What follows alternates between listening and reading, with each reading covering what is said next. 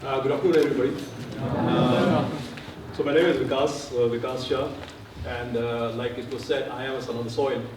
Spent most of my life in Jammu and have traveled through the length and breadth of the city. In fact, I'm an ex-alumni of Model Academy when it was close to the KC Theatre for about a year. That's what I was telling the rest of the people here. So I had this choice of what to talk about today, and I had a lot of experiences, but I thought, let me try to pick up a topic which is very topical today, which is water. By the way, I'm not a water specialist. I was in telecom for a long time, came into water, and I believe as professionals you do what you do, but you don't necessarily need to get a tag of a specialist. So I talk about in a very laymanish language what water is all about, and what are the challenges that world faces, and then specifically India, and some of the potential solutions which may happen over a period of time. Yeah. So that's the summary. So I'll talk about the water availability, India and the world. I'll talk about problems. Again, I'll try to make it very simple, not use any jargon so that it's understandable. And then I'll talk about my perspective. There's a utopian way in which the water problems could be solved. And then there's a pragmatic or the more conventional way, which is built or driven by political compulsions. Yeah? So let's start. I don't know if you've seen this. See, India, Earth is a watery planet. 70% of the planet is water, right? But very few of us will actually know or realize that only 0.01% of that water can be used by humans as fresh water consumption. The 70% which is brackish or the salt water is locked away in the sea and the oceans, and the rest of the water is locked up in the glaciers and Antarctic and Arctic and so on and so forth. So it can't be extracted feasibly for the humans to use.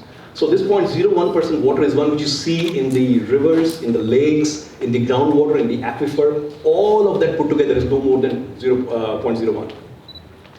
So that's the kind of water we have to deal with. Now, as it is in a watery planet, that's not very good news. Yeah? But if that was not enough, this is how the global landscape looks like. Now, I'm specifically keeping away from the part of waterborne diseases. This is my business, by the way. So I don't want it to be a promotion of what we do. So I'm just keeping it there for the extent of understanding or explaining that 1 in 10 people don't have access to clean and safe water. So roughly around 800 million people globally from a total population of a little less than 8 billion. But the larger point that you need to understand is that, look at India. 4% of world's freshwater reserves, but 16% of the world's population. Now, if I take the same view and look at the world of this part of the globe, US has 17% of the water reserves and only 3.5% of the world population. Canada, top. 1% of the world population, 8.5% of the reserves. So these countries are lopsidedly in an advantageous position vis-a-vis India. So this is something that you need to keep in mind as we go forward in the presentation. Very important point, and I'll touch upon that, the implications of it. Yeah. This will happen in India in 2040. 2040, you will not have water. So all these red or the maroonish areas that you see, you will not find water even if you go 15 to 2,000 feet below the ground. And this is not too far away, right? It's roughly 20 years away. Yeah. And guess what? Look at all these countries around which are also shaded in red and maroon. These countries are also going to be water deficient. Okay? India is going to be water stressed. So that's reality. And we have to deal with it because the telltale signs of how this planet is going to unfold in its water consumption is not going to be a secret anymore. This is for all of you to see. Yeah? Now let me show you another interesting slide. Okay. One fact check. Water leads to crops, to cultivation and food, right? All of you know that. So if you have to determine how much water is moving between countries, all you have to do is determine how much food is moving between countries because it's a derivative of water, isn't it? So India, as you know, is a food surplus country and India exports a lot of food stuff. And that's good because just before independence, when there was a major famine in West Bengal, India started the Green Revolution and they said, never in our lifetimes will we see this again. Good. But what has happened now is India has taken that decision and that argument way too far. The reason for that is India has in water terms exported close to 96 billion meter cube of water. So this is, India is the next exporter here, right? Which are the other net exporters in the world? It's North America, South America. But guess what? They are water surplus. So they have every reason to do this because they have water. India, if you refer to the previous slide, in case you have forgotten this, is a water stressed country. So India has no business to be exporting agricultural products. Yeah? Keep this data point. I'll come back to that later. Let's move on. So now here's the other paradox or irony. Most of you, if I ask you, what is your water bill? I'm sure you'll not even remember it, right? It must be a few hundred rupees, if not 60, 70 rupees or something like that. Guess what? Every passing day that you pay such a nominal and inconsequential price for water, the price of water actually increases because it's a perishable quantity. It's not there forever. Refer the first slide, right? So what happens? The less you pay, the more you aggravate the problem, and therefore the aggravation leads to a higher value and higher price. That's the irony of it. To keep another data point in your mind. Moving on. Let's drill deeper and figure out where is the water consumed. Three sectors, and many of you may know it if you have gone to the internet. So you have agriculture, industry, domestic. What is the problem? The problem with agriculture is it's inefficient. The yield that we extract, despite being a water deficient country, is much lower than international standards. Okay? So that's inefficiency. I'll talk about other inefficiencies in a moment. The inefficiency or the problem with industry is that industry has two segments: the large plants who cannot receive a license without doing the business, and smaller plants who are contaminating, like textile industries, chemical industries, so on and so forth. The smaller plants want to be conforming, but they don't have the money. The larger plants have no choice, so they make the investment in being conforming. By and large, I'll say it's a mixed bag, but not too bad. Third one is the domestic consumption. Although figuratively, or actually it's only 8% of the requirement nationally, but the need for water is far more intense and dense in a very small area for domestic use. For example, Delhi NCR area, a radius of 250 kilometers of population of 3.5 crores, has a substantially high need than the rest of the country. So these are dense pockets, even though overall requirement is low. Yeah? Now let's drill deeper in each problem. So farming. I don't know how many of you are aware. The average land holding size per farmer in India is 1.1 hectare, which is roughly 2.7 acres. Nowhere, regardless of whatever you do, can you make that a profitable model. And I'll tell you why. The best case scenario is you make 30,000 rupees per acre if your crop or your season is not good, or you make 50,000 rupees an acre, all costs thrown in. So if you have 2.5 or 3 acres, you make 1.5 lakh rupees best case scenario, 90 lakh rupees worst case scenario. Will that make people survive? I don't think so. Worse, 13% of farmers are the only ones who have more than 5 acres of land.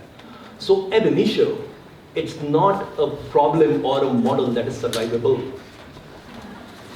The land holding has to be larger, and that's one of the reasons why there's farmer distress. Now you can give free power, you can loan waivers and all that stuff, but the model ab initio doesn't work. Now, I'm not here to contest or to pass a judgment on that. I'm trying to tie it back to water, and I will do that, but I'm explaining the flaw in the model itself. Let's move to industry. Industry, I just explained to you, so I'll not spend too much time there. There's the small industrial enterprises and the bigger ones, and there's a problem with both. I believe the problem is not that significant because they are more or less falling in line, as the case may be. And finally, domestic. I'll come to that, the solution of what the domestic issue is. But the limited point you need to keep in mind is 56 million. How much water we are exporting? Very good.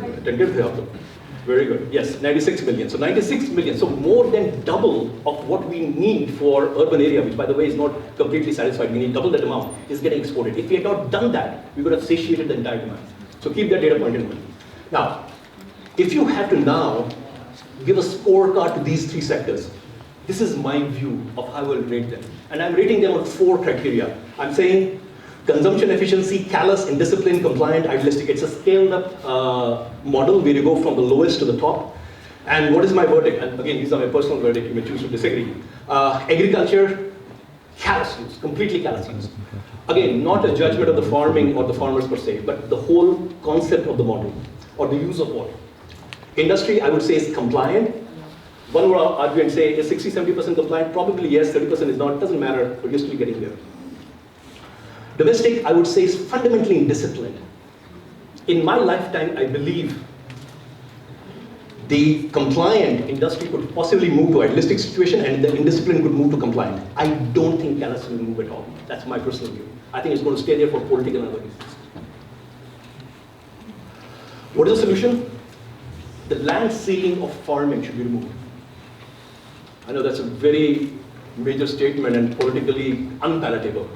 But the only way to save this sector is to allow private sector to come in and allow the land ceiling act to go away and let them own, and therefore employ the farmers, give them a wage so that they don't have to go farm distress, and ensure that they get a profit share as well. That automatically will take away all the subsidies and the indiscipline and inefficiency from the farming sector. That in itself will be a huge upside as far as the farming sector is concerned, which is the corporate thing. The second one which I'm talking about is the virtual water trading.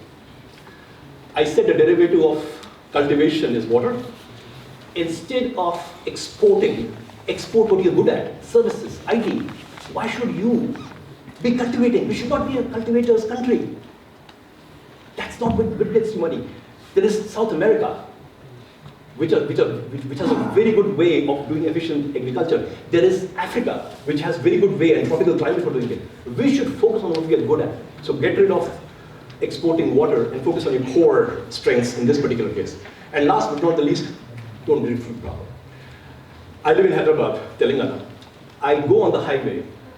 People like to eat rice in Telangana. That's their staple thing. Telangana is water stressed, there's limited water. But because farmers like to eat rice and people want to eat rice, guess what? They're only cultivating paddy. And you know what? In the last 10 years, the water table has gone from 70 to 400, but yet they are pumping water. And you know why? Because power is free. Power is free. All you need is put a pump and then switch it on. So completely flawed model. Free power leads to inefficiency, leads to issues which are completely unsustainable. For industry, I don't have much to say. I think more what I teach had. They'll figure their way out. See, because they can't do business. If you don't give them licenses, they're going to fall in line. So I have said what I said, but I wouldn't like to explain that much more. I think kicking and screaming, they'll reach the finish line sooner or later. Okay, domestic. This is a worldview. My sense before I came to the water industry was that there will be a correlation between tariff and consumption. Higher the tariff, lower the consumption, and vice versa. That was my belief. But when I look at the global examples, that's not how it works. There seems to be no method to the madness. For example, in Saudi Arabia, you have less availability of water, you also have less tariff because they have more money to spend. Or take Australia, they have reasonable availability, but they also have one of the highest tariffs. So there seems to be no correlation between the two. So it doesn't make any sense. So the idea is, should you do a senseless tariffing? No, because there are examples which make sense. Which are those? For us, Singapore is a good example. Singapore has no water reserves, right? It takes 50% water, used to take 50% water from Malaysia, terrestrial area. 30% water was desalinated, 20% was sewage, which was recycled, right? And they price the water for what it's worth. So if you see, the availability and tariff are somewhat correlated. And mine, if I had to gaze at the crystal ball, I would say for the domestic customers, price the water right. Okay? This is my model. I'll quickly take through that because I guess I have only a few minutes left. My sense is, if you have to create a common template for everybody, what should that template be? It should be based for tariffing on quantum usage affordability. Yeah? So if you take it a 3x3 matrix, the sectors which have high affordability and unrestricted use of water should pay the highest. And the people who have the least affordability and restricted access of water should be paying the least amount of tariffs. And water will always be a political subject. So you cannot dispense with the affordability aspect because the politicians will not allow you to do that. So you have to put it in the equation. It is in the equation, but it gets put in the equation in the context of what usage norms are you imposing on that. So if this model was to be put in place, the problem will be solved. This, ladies and gentlemen, is the utopian view. But as you know, utopia doesn't run or happen, right? If the utopian option was to play, then this is what things should be done and what should happen. My sense is it's unlikely given the political compulsions and the fact that water is not necessarily a subject where people and rationality will play a role, but politics will. So what I believe is going to happen, which is more like a pragmatic view of what will happen, I think what is going to happen is government is going to say water recycling, shove it down the throat of people for domestic and industry. Because that's the only way you'll be able to get a bang for the buck. For the desalination plant, India has a 6,100-kilometer coastline, one of the longest in the world. So you can theoretically have one water purification plant every 100 kilometers, that's 60 desalination plants. Theoretically it will work. But guess what? The cost of purification is fairly high, 10 paisa a liter. So imagine a household which is paying less than 100 rupees will now have to shell out 2.5 to 3K. Are you willing to do that? I don't know. So it's still on the table, but that's a political will that's required to be done. And finally, river interlinking projects for all the three sectors. This is recycling. I'll not bore you with all the diagrams, but generally what it says is, jitna pani aa raha hai, you purify it, use it for other applications, non-drinkable, but you can also use it for drinking application. It's just the mindset that you have. I'm not going to drink the sewage water. But be as it may, you can use that, and that, in my mind, is going to come as a regulation very soon. It's already there in the big cities. In the smaller towns, it's going to follow suit sooner than later. Desalination, it has some multiple steps. You have ultrafiltration, screening, so on and so forth. Chennai is already doing this, and that's why their water tariff is currently in this range, 2.5 to 3K per month. Almost close to your electricity bill, right? So that's the right price of water. So if anybody wants to do that, which Chennai has done and other coastal towns will do, that's what it will look like. And finally, the river interlinking project. Flora, fauna, challenges notwithstanding, if India was to magically connect like a power grid, all its river, it can regulate the flow of water whenever there is drought or whenever there is floods. So you can theoretically do it. Of course, there is environmental challenges there because once you try to work against the nature, you never know how the nature will hit back. So this is an option. It's a very pet project of the government. They believe that this is what needs to be done. For political or infrastructure reasons, if they do that, this will be the third area that they'll expand into. But in any case, and this is my last slide, I have no idea what will happen in 5 or 10 years. It will be the utopian approach, it may be the pragmatic approach. And it could be a hybrid of both, who knows? Stranger things happen in the world. But one thing I'm sure of, and that is water will not be a subject where you gloss over. Because from now on, everybody will start thinking about it very, very carefully. Thank you very much.